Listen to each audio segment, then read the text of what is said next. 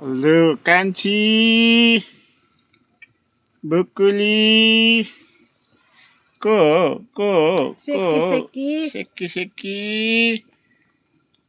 सेकी गर्दैछ अझै फेरि मख छ नातिनी आएर म्याम हेर म्याम मेमे पनि यस्तो भइसक्यो को आयो प्रिसा ओ प्रिसा कान्छी तालु सेक्नुपर्छ तालु सेकी गरेको यी कुकुरको भात पाक्दैछ यहाँ मक्कलमा कालेको यता हेर हेर्देऊ अरे छिटो